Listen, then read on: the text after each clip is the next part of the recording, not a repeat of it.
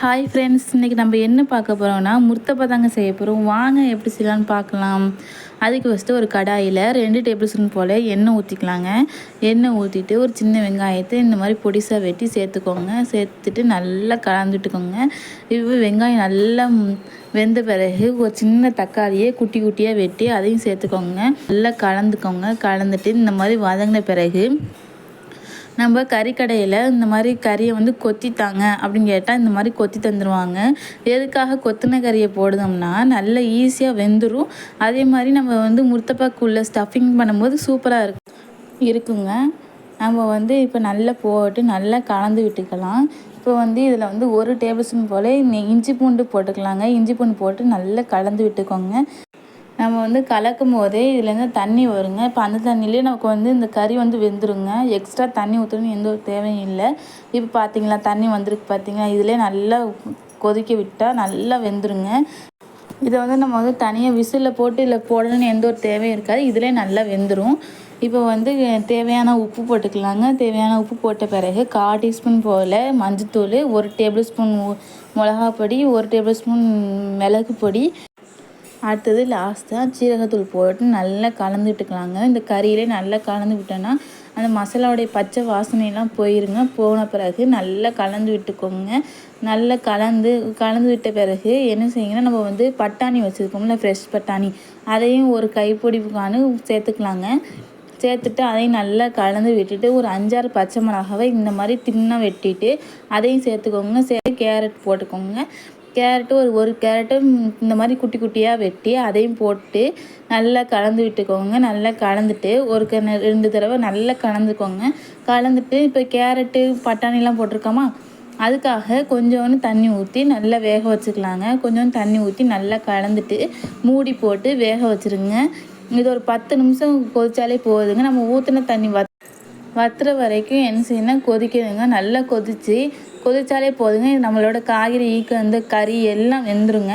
நல்லா வெந்த பிறகு நம்ம இதில் ஒரு சொட்டு கூட தண்ணி அதில் நிற்கக்கூடாதுங்க. நல்லா வற்றிருக்கணுங்க தண்ணி.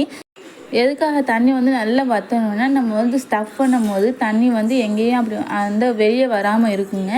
வெளியே வராமல் இருந்தால் தான் நமக்கு முர்த்தப்பா நல்லா சூப்பராக இருக்கும். அதனால் தண்ணி நல்லா சுத்தமாக இந்த மாதிரி நல்லா வற்றிருக்கணுங்க. ஒரு சொட்டு கூட தண்ணி வரக்கூடாது. அதனால் நல்லா வற்ற விட்டுருங்க. இப்போ நான் ஒரு 5-6 பல்லாரியை இந்த மாதிரி வெட்டி நான் உப்பும் மஞ்சள் பொடியும் போட்டு நல்லா ஒரு 1/2 மணி நேரம் வச்சுட்டு அது கண்ணாடி பதத்துக்கு வதக்கி எடுத்துக்கோங்க. அது வீடியோ எடுக்க மறந்துட்டேன். அதனால் அது ஸ்டார்டிங்லேயே பண்ணதுனால அது போயிடுச்சுங்க. ஆனால் இந்த அளவுக்கு நீங்கள் வதக்கி எடுத்துட்டால் நல்லா வந்துடுங்க. அதனால் போட்டுட்டு இப்போ எல்லாத்தையும் ஒன்று சேர்த்து கலந்து விட்டுடலாங்க. இப்போ நமக்கு நல்லா கலந்து விட்டுட்டோன்னா நமக்கு மிச்சம் இருக்கிற தண்ணியும் வற்றிருங்க. இப்போ ஒரு கைப்பிடி கொத்தமல்லி போட்டு நல்லா தூவி விட்டுட்டா நம்மளோட ஸ்டஃபிங் ரெடி ஆகிட்டுங்க. இப்போ மாவு ரெடி பண்ணிடலாம். இப்போ நான் 1/2 கிலோ மாவு எடுத்துக்கோங்க. 1/2 கிலோ மாவுக்கு ஒரு அரை டீஸ்பூன் போல் உப்பு போட்டு நல்லா கலந்து விட்டுக்கலாம்.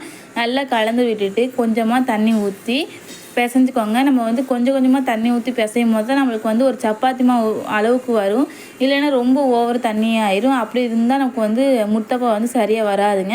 அதனால் கொஞ்சம் கொஞ்சமாக தண்ணி ஊற்றி இந்த மாதிரி பிசைஞ்சு எடுத்துக்கோங்க. இது ஒரு 1/2 மணி நேரம் ஊறட்டுங்க. எதுக்காக நம்ம 1/2 மணி நேரம் ஊற வைக்கணும்னா அப்போ தான் நமக்கு சாஃப்டாக இங்கே கையாலே விரிக்கிற அளவுக்கு நமக்கு சாஃப்டாக கிடைக்கும். இப்போ அதுலேருந்து ஒரு உருண்டையை எடுத்து ஒரு தட்டில் வச்சு இப்போ பாருங்கள், இந்த மாதிரி நான் கையால் தட்டுறேனே அதே மாதிரி நீங்களும் தட்டிக்கோங்க.